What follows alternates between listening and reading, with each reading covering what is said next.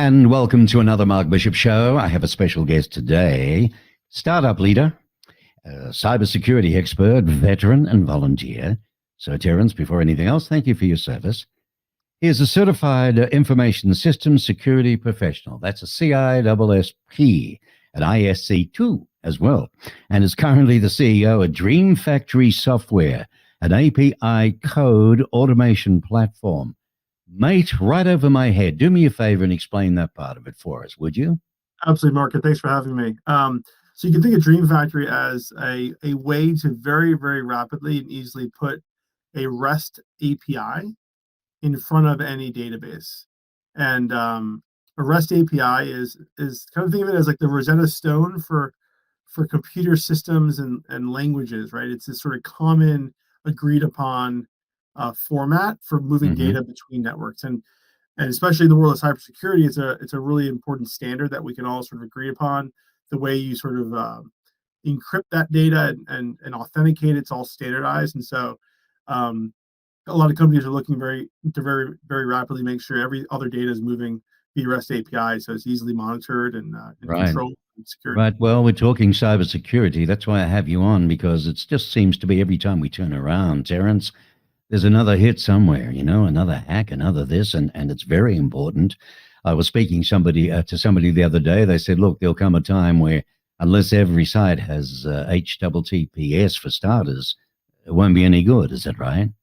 Absolutely, yeah. I mean, it's if I go to a site that is not encrypted, doesn't have HTTPS today, I'm immediately quite suspicious of it.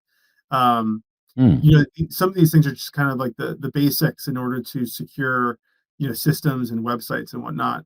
And it's frankly, even when you do that stuff, it's often not enough. So before you're doing this now, which is your baby, you startup, you ran operations at Integrate.io. You were a member of Google's offensive security, the Red Team. Okay, is that like the team at Google? It's not necessarily the team. There's a lot of really impressive folks at Google doing some pretty cool stuff, but it's one of a handful of red teams. This one's specifically cybersecurity related.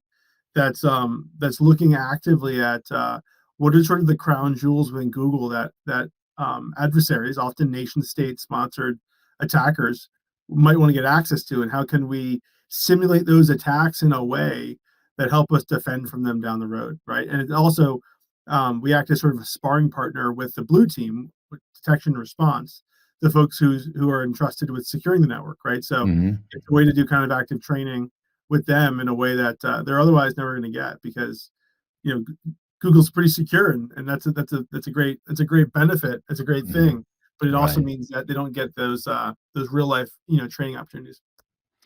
Yeah, well, guys who work in the game will know what we're talking about, and this day and age, I'm heading into AI, and everything's just about online, or the shopping online, or the e-commerce and so on. It's a concern. Terence, you served in the U.S. Navy as a Naval Intelligence Officer at NCIS and Surface Warfare Officer during Operation Iraqi Freedom. I've got to know, mate, is NCIS anything like it is on TV, or is that just a lot of rubbish? It's a lot of rubbish, unfortunately. They got some of the acronyms right. I worked at the MTAC, the Multiple Threat Alert Center, which I think technically is they have in one of the episodes. But I'll tell you real quick why NCIS is fascinating, but it isn't like the show. NCIS sits across a bunch of different and very interesting title authorities. So within the U.S. government, you can only do things if you have very specific authority to do them. Right. Title 10 is the legal authority for the Department of Defense to pursue military operations and intelligence operations in support of military operations. There's a title authority around law enforcement. There's a title authority around intelligence collection. NCIS actually fits at the cross-section of all three of those in a really interesting way. And so I've always thought, and this is just a kind of an assumption, that they picked NCIS to make that show around because it kind of fits across those really cool areas. And you can imagine with a little bit of creative thinking and imagination that you could do some pretty wild and cool stuff, Right. Right. Well, there you go. Sometimes it's better not to know. Never mind. Terence is a certified information systems security professional, folks. That's CISSP, in case you didn't know, through ISC2. Now, he's passionate about giving back to the community through public service. I'd like to mention this. He's on the board of directors for the American Red Cross for Northern California coastal region. And he also serves on the board of advisors for Shields and Stripes, a nonprofit organization assisting veterans and first responders. Boy, do they do a good job. And this is, of course, vets with PTSD. Now, let me ask you this, Terence. How is AI, code automation, and work automation changing the nature of work? Yeah, it's a really good question. I think we're seeing these new LLMs, the large language models, and things like ChatGPT, really fundamentally changing the way that that software engineers Hmm. and executives in this field are and engineers across the board are working with data and information. What you're seeing is the ability to now, with code automation, generate code that would otherwise take maybe weeks or months. You can do it in a matter of a few hours. And Dream Factory is sitting in kind of a very specific section of that around API generation. And so, whereas you can take a screenshot of an application, just a picture, and AI can code that up. API generation kind of does that on the data side. What we can do is we take a snapshot of a data schema within a database. Think of like a massive Excel spreadsheet, and Okay. we can generate a REST API from that immediately. And so it's really kind of changing the game and allowing organizations to move a lot faster when it comes to modernization. Well, I was going to ask you really because, AI seems to be able to do so much. Um, in which way is AI and work automation, changing tech companies today? There must be a heck of a shift there. Yeah, it's interesting. This is a hotly debated topic right now. Hmm. We're seeing tech layoffs at a time when you think, there's all this money being spent on AI, Hmm. and one of the assumptions is that companies like Google and like Facebook and some of these others are now realizing, hey, we can do a lot more work with a lot less engineers. And so it might be time to kind of start kind of paring down the actual total number of engineers. In Mm. the startup world, we're not seeing that. If anything, I'm just looking across my company and saying, look at how much more work we can do, how much more things we can complete with the current headcount we have. And my hope is that, if we can get done as that much more, it means we're able to grow that much more, which means actually I can hire more engineers and do even more work. It's almost like this exponential curve. But Mark, it's anyone's guess. It's a hard thing to judge because there's just so many moving parts and things are moving so fast. Mm.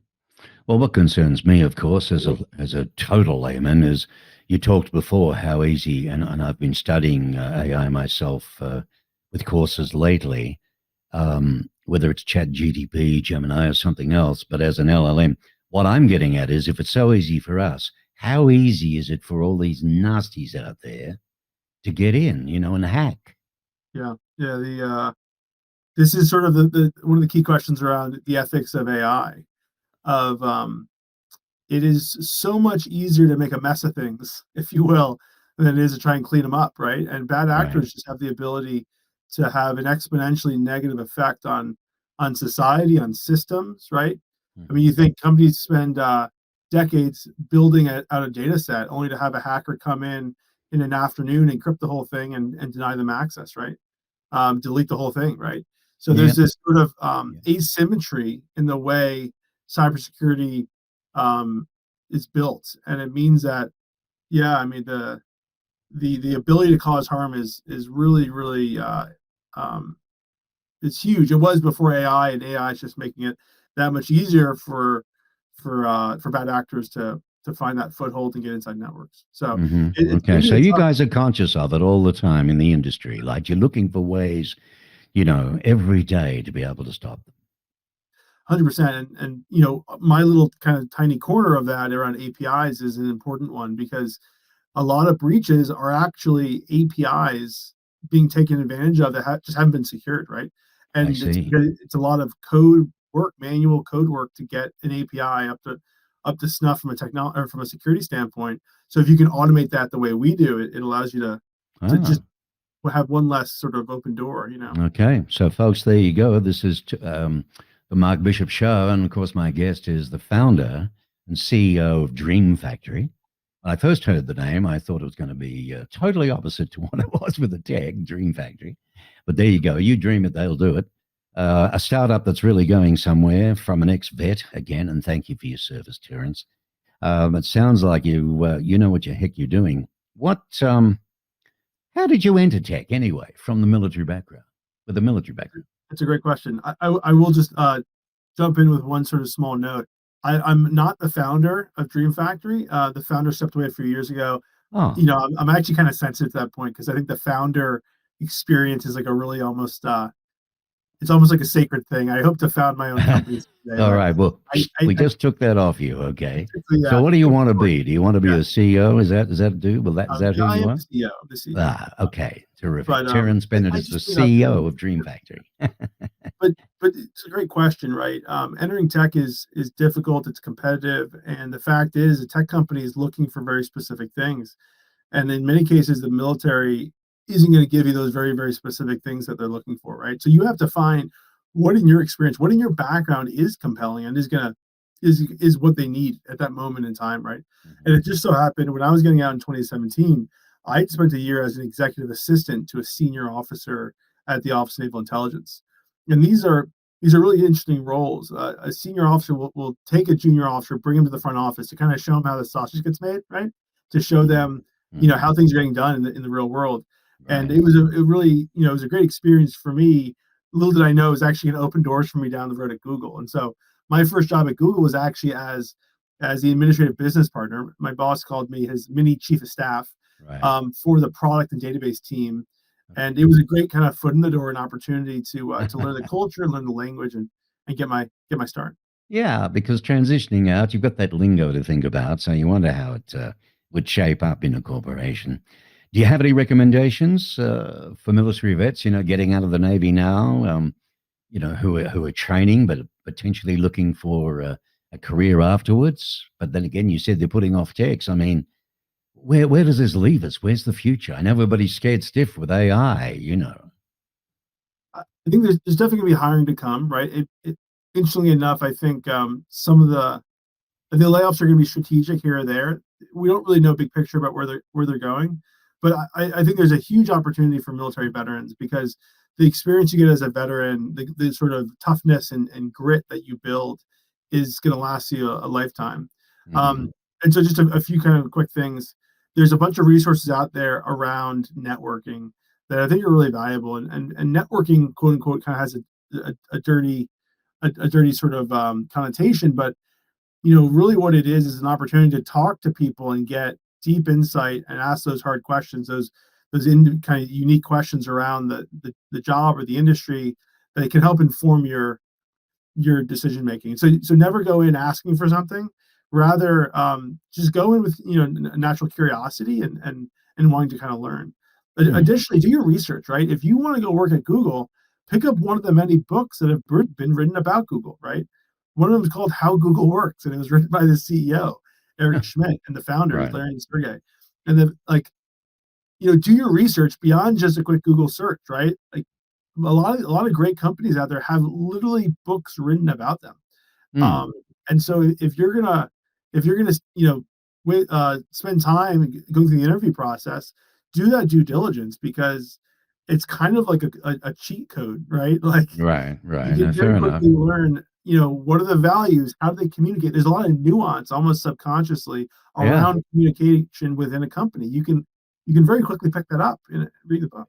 It's not all about sitting around on beanbags or playing ping pong at Google. Great place to work, they tell me. In fact, why did you first join Google as an executive assistant? When I got out, I think I wanted to sort of prove to myself I could make it on the outside, and Google just seemed like that tallest peak. That was like the Mount Everest for Yeah. tech, and I thought if I can make it there, if I can sort of make a home for myself and learn everything I possibly can, then I'll also have set myself up for success. Yeah. And Let's face it. If you left Google down the track, you're Google trained, aren't you? And Very you've been with a big one to be able to go to. But it's gutsy, and I deal with entrepreneurs all day, every day, 365. So I appreciate the fact that you have now started. Well, you haven't started it, but you're the CEO of a startup, correct? That's correct. Yep. Okay. So the challenges are there. That's the bottom line 100%. I'm trying to get Challenge. to. Because this Challenge. show is about that, all sorts of people. How are APIs making data and databases more secure, though, and accessible? So, APIs act as this sort of translation layer between the database and the application, right? So, Is it like a um, firewall sort of thing? in a way, yeah, that's a good analogy. So think of it this way, right? If there's a hack of Verizon a few years ago, Oh, and yeah. some attacker had compromised that application, that customer facing application, the part of the system that you're interacting with on the web page. And when they when they compromised that application, they got direct access via an API to the database. They didn't have to actually access the database directly because they Hmm. had access to the API. And if the API at Verizon, for instance, had sort of industry best practice security, Right. they would have been able to pull out the 11 million or 40 million, Whatever. whatever, I like the way you user put it. record, right? And Industry best practices. In other words, if they'd had Darn Dream Factory come in and do something, that wouldn't have happened. Dream Factory, but I mean, these are industry best practices. These are things that have been around for, Right, in many right. cases, decades. So we're not really reinventing the wheel. We're taking an accepted standard that everyone sort of has agreed upon, the Hmm. REST API, and we've just Okay. made it easier to do, easier to work with. We automated some of that process. How is the API code automation changing? Best practice when, accessing databases. So the process of building, so for instance, something like rate limiting. A rate limit is when it's essentially to say this API is used to handling 1,000 API calls a minute. If there's more than 1,000 API calls per minute, you're going to just cut them off. You're not going to let them go through, right? Okay. Something Okay. like that's actually quite technically burdensome to implement. It can be a lot of work, right? Hmm. Um, Automation tools allow you to literally do that with one click. It's a matter of seconds versus potentially hours or weeks worth of work. Right. So like any automation, it can actually allow organizations to transfer the cognitive load away from manual work, kind of like the horse allowing you to plow your field allows you then to plant that much more and allows you to think Okay. more strategically perhaps around how you're going to plant because you've got that much more free time and that much more sort of flexibility, right? So Okay. allows Okay. organizations to shift priorities, So, what's shift. the difference between no code, low code, and code automation? Yeah, so this is a good question because no code is often synonymous with tools that are kind of simplistic, perhaps, right? That have Hmm. like very specific kind of structured um, use cases, and there's no option for code. And low code is a little more flexible, where there's a place where you can add code and add additional functionality as necessary. And Got it. then automation is the actual ability to generate that code. So, for instance, I could use a tool to do a bunch of stuff. And then if there's some specific custom code I want to add, I can actually then go to ChatGPT and ask ChatGPT, give me a script that does X, Y, and Z, and I can then like add that code in. So these are all, in many cases, tools that are kind of can be used Okay. together, right? Okay. So, how is no code changing the way enterprises are building applications then? I guess with AI, right? Exactly, yeah. And in many cases, you've got a very specific use case that only the people within that organization are really going to understand and can build a solution around. But if those people aren't technical, it can cost a fortune to then bring in coders to do that, right? A Right. software engineer in a simple way is actually kind of like a translator, right? It translates real world things into Right. software, right? Right. So Right. Right. if you can take the program manager or business analyst who understands this process deeply and allow them to build the code, the tool themselves via no Right. code tools, then you've actually cut out that middleman and you've actually allowed the organization to move much faster. Well, it's all as clear as mud to me, mate. I can tell you. I'm glad. When researching this one, I tell you, I was exploding. Never mind. But you learn, see? You learn with asking questions. Okay, we're getting close to a close. So I've got to ask you, what trends do you see in cybersecurity, pen testing, and offensive security? I think we're going to start to see this market move a lot faster. If it's not already moving fast enough, it's going to start moving even faster because AI and these tools, right? So back to this idea of like an LLM, large language model. A large Mhm. language model is really good with language. Software is language. So these tools are almost purpose built to be good at peeling apart and tearing apart software and finding bugs. And so Mhm. when AI starts to get really good at finding vulnerabilities and bugs in software, you're going to start to see the process, that kind of feedback loop around software and vulnerabilities start to move incredibly fast. And you're going to Okay. have AI on both sides, both patching software as fast as the bad guys are finding those vulnerabilities and trying to take advantage of them. Hmm. How about that? See, I hope you've learned something today, viewers. I really do. Those of you in the industry and those of you out of it. Dreamfactory.com.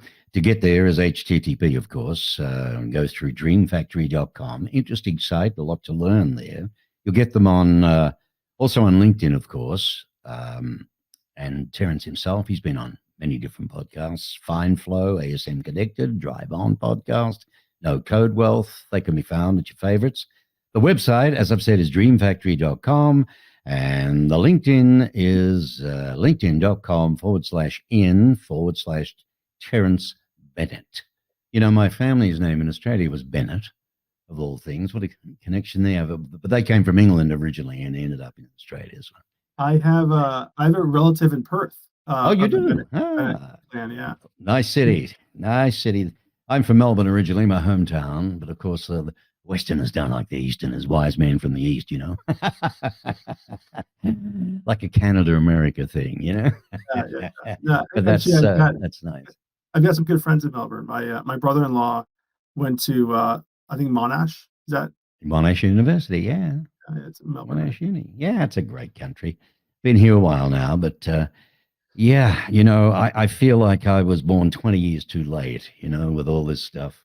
And but I'm even the AI, it's just seems lazy in some ways, Terence. It's like I'm not earning it. I mean, if you just, but then again, you've still got to give the correct prompts. You've still got to be able to do, and Chat GTP isn't the end all and be all. I've learned that.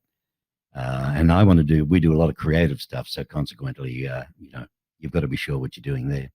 But listen, is there anything you'd like to close with and share with anybody?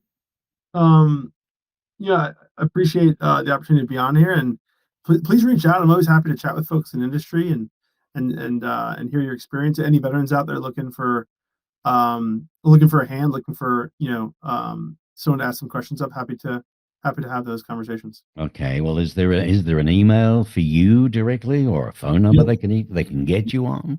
LinkedIn's actually best. The LinkedIn is the best. Yeah, Yeah, I've noticed this is interesting. I've noticed a lot of companies are going towards, unfortunately, where you can't get a hold of them. What I mean by that is there's no normal direct phone call into a receptionist, that in turn will put you through. And I was speaking with somebody the other day, Terence, and they said, I'm up to here with this automation business, not being able to get anybody live. And it just seems to be proliferating right through all business. And then it goes into the six messages, and you get the whole lot first about the company before it'll get to, or we'll call you back maybe, and you could be busy, you could be out doing something, and then you miss the call. But I don't know if there's a new way that can get into companies and still get well, of doing the chat, of course, online. That's the only other way, the bots, right? yeah. But you can pick a bot.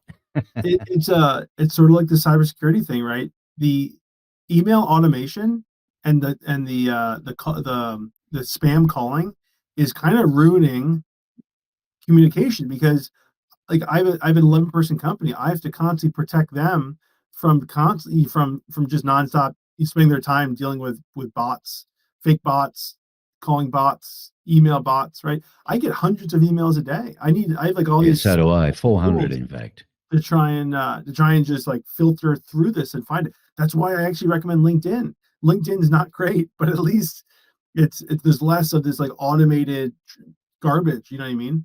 But Yeah, it's sort of yeah. like this arms race, right? Like companies are trying to figure out how can they keep their people focused on the things that matter and not just, wasting time. Well, that's it. And that is exactly right, because I try to go through and find out what I've been waiting on for some answers. Because in this game, you book ahead, of course, and I've got people all over the place, and you're trying to get hold of them, and they got a life.